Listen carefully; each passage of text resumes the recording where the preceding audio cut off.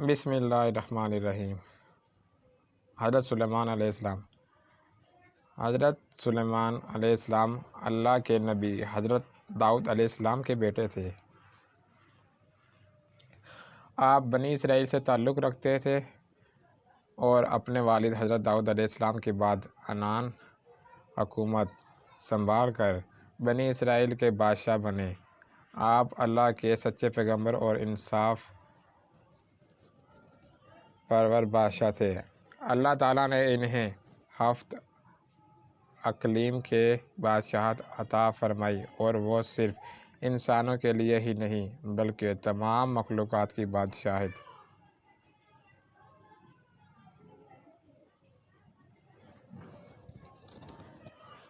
تھی۔ چرند پرند اور جنات وغیرہ سب ان کے تابع فرمان تھے۔ اللہ تعالیٰ نے حضرت سلیمان علیہ السلام کو جتنا وسیع العریض ملک عطا کیا ایسا کسی جن و بشر کو نہیں عطا کیا۔ اس کے باوجود حضرت سلیمان علیہ السلام میں ذرا بھر بھی تکبر نہ تھا۔ وہ اپنے اخراجات کے لیے شاہی خزانے سے 1 پیسہ تک نہ لیتے تھے اور اپنے ہاتھ سے زنبیل سی کر اور اسے فروخت کر کے گزارا کرتے تھے۔ کھانے کے لیے وہ اپنے ہاتھوں سے جو پیس کر آٹا بناتے اور اس کی روٹی پکا کر کھاتے تھے۔ آپ اکثر روزہ رکھتے تھے اور ہر شام بیت المقدس میں جا کر غریبوں اور روزہ داروں کے ساتھ روزہ افطار کرتے تھے۔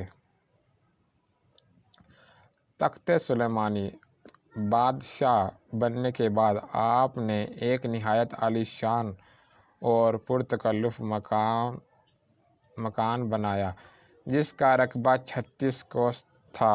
اس مکان کو سونے چاندی کی اینٹوں سے بنایا گیا جس کے دیواروں اور چھتوں پر یاقوت اور زمرد جڑے ہوئے تھے۔ پھر اس مکان کے اندر آپ نے اپنے لیے ایک شاندار تخت بنوایا جس کی لمبائی 30 کوس تھی۔ سارا تخت ہاتھی کے دانت سے بنایا گیا تھا جو لال فیروز زمرد جیسے پتھر سے مرصع تھا۔ اس کے چاروں طرف سونے کی اینٹیں لگی ہوئی تھیں۔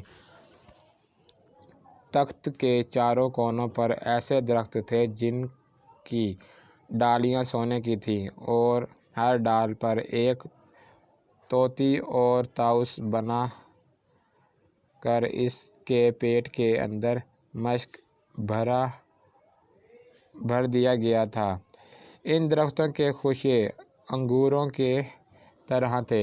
اس تخت کے نیچے اور دائیں بائیں 1000 سونے کی کرسیاں لگائی گئی تھیں جن پر لوگ بیٹھتے تھے۔ ان کے پیچھے جنوں اور انسانوں میں سے غلام کھڑے کیے گئے تھے۔ یہ تخت جنات نے بنایا تھا جو آپ کی رعایا تھے۔ جب حضرت سلیمان علیہ السلام تاج شاہی سر پر رکھ کر اس عظیم الشان تخت پر قدم رکھتے تو ان کی ہیبت سے تخت اس وقت حرکت کرنے لگتا اور طوطی طاؤس بھی اللہ کے حکم سے اپنے پر پھیلا دیتے تھے جن سے مشک وغیرہ کی خوشبو نکلتی تھی۔ اللہ تعالیٰ کے فضل سے حضرت سلیمان علیہ السلام ہر جانور کی بولی اچھی طرح سمجھتے تھے۔ جب آپ تاج شاہی سر پر رکھتے تو تمام پرندے تخت کے اوپر معلق ہو کر آپ کے سر پر سایہ کرتے تھے۔ جس مکان میں تخت سلیمانی تھا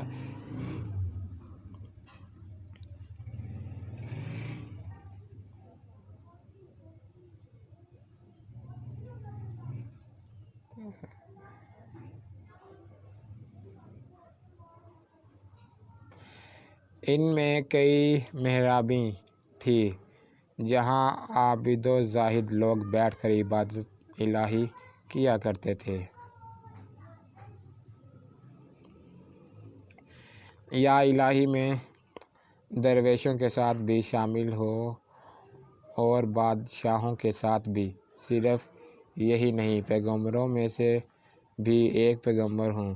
اے میرے مالک، میں تیری نعمتوں کا کہاں تک شکر ادا کروں۔ اللہ تعالیٰ نے حوا کو حضرت آدم علیہ السلام کے تابع کر دیا تھا۔ جب آپ اپنے عظیم الشان تخت پر بیٹھ کر تخت کو چلنے کا حکم دیتے تو تخت اتنی تیز رفتار سے چلتا کہ آپ ہزاروں کوس فاصلہ چند منٹ میں طے کر آتے۔ آپ صبح کو ایک شہر اور شام کو دوسرے شہر میں ہوتے تھے۔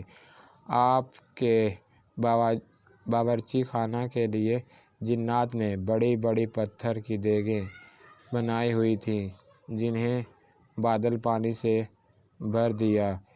ان دیگوں میں روزانہ کئی ہزار اونٹ اور کئی ہزار گوسفند بکتے اور خالص اللہ صبح سے شام تک آپ کے لنگر خانہ سے کھاتی پیتی